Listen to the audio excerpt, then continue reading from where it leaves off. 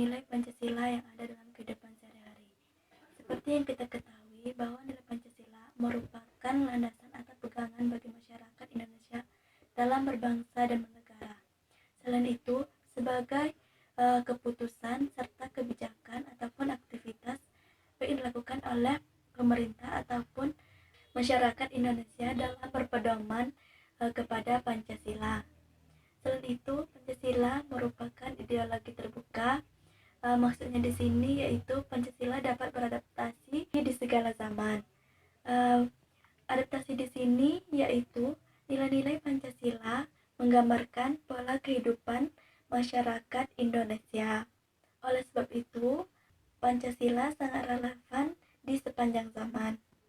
Pembagian nilai Pancasila dapat dibedakan menjadi dua, yaitu yang pertama, nilai objektif, nilai yang secara universal dan dapat diterapkan dalam kehidupan secara sosial, seperti nilai kemanusiaan dan nilai keadilan. Karena di sini nilai kemanusiaan dan keadilan sangat tepat dan cocok diterapkan dimanapun kita berada. Kemudian yang kedua, nilai subjektif, yaitu nilai-nilai yang karena pencetusnya menyukai ide tersebut. Maksudnya di sini nilai tersebut umumnya tidak berlaku secara universal, namun sangat tergantung di mana wilayah tersebut memberlakukan nilai tersebut. Contohnya seperti nilai kesopanan yang berbeda antara negara Asia dan negara Eropa. Selain itu, nilai-nilai Pancasila dapat kita lihat pada sila pertama, yaitu nilai ketuhanan. Di Indonesia terdapat berbagai keragaman agama, serta agama yang telah diresmikan ada 6, yaitu Kristen, Katolik, Islam, Buddha, Hindu, dan Konghucu. Dengan adanya perbedaan tersebut, maka akan terjadinya toleransi. Yang kedua, yaitu kemanusiaan yang adil dan beradab. Di sini, setiap orang berhak untuk bergaul atau beradaptasi dengan sesama masyarakat tanpa membedakan latar belakang antar satu sama lain. Kemudian pada sila ketiga yaitu persatuan. Di Indonesia terdapat berbagai keragaman suku dan bangsa. Dengan adanya perbedaan tersebut, maka dapat membangun Indonesia menjadi lebih maju dan sejahtera dalam menjalankan kehidupan berbangsa dan bernegara. Kemudian yang keempat yaitu kerakyatan yang dipimpin oleh hikmat, kebijaksanaan dalam permusyawaratan dan perwakilan. Maksudnya di sini masyarakat memiliki hak untuk menentukan suara dalam pemilihan, contohnya seperti dalam pemilihan kepala daerah. Maka mereka berhak menentukan siapa yang layak untuk memimpin suatu daerah tersebut.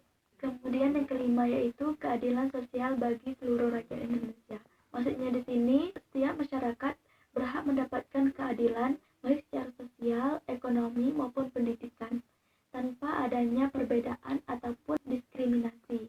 Adapun tujuan dari Pancasila yaitu yang pertama sebagai jiwa bangsa Indonesia. Maksudnya di sini yaitu sebagai sumber atau nyawa bagi kehidupan bangsa Indonesia. Kemudian yang kedua yaitu sebagai kepribadian bangsa Indonesia. Maksudnya di sini yaitu sebagai karakter atau ciri khas pembeda yang dimiliki oleh suatu negara, yaitu negara Indonesia.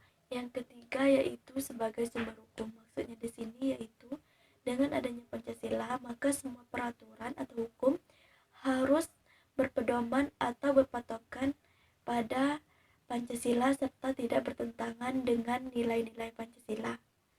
Kemudian yang keempat, sebagai pandangan hidup bangsa Indonesia, yaitu sebagai pedoman atau tujuan dalam menjalankan kehidupan berbangsa dan bernegara. Kemudian yang kelima, sebagai cita-cita atau tujuan bangsa Indonesia, seperti yang telah termuat dalam Undang-Undang Dasar 1945 yang menyatakan tentang cita-cita dan tujuan bangsa Indonesia. Tujuan dari Pancasila itu sendiri yaitu yang pertama, untuk menciptakan bangsa Indonesia yang religius dan taat kepada Tuhan. Yang kedua, untuk menjadi bangsa yang menjunjung tinggi keadilan baik sosial maupun ekonomi.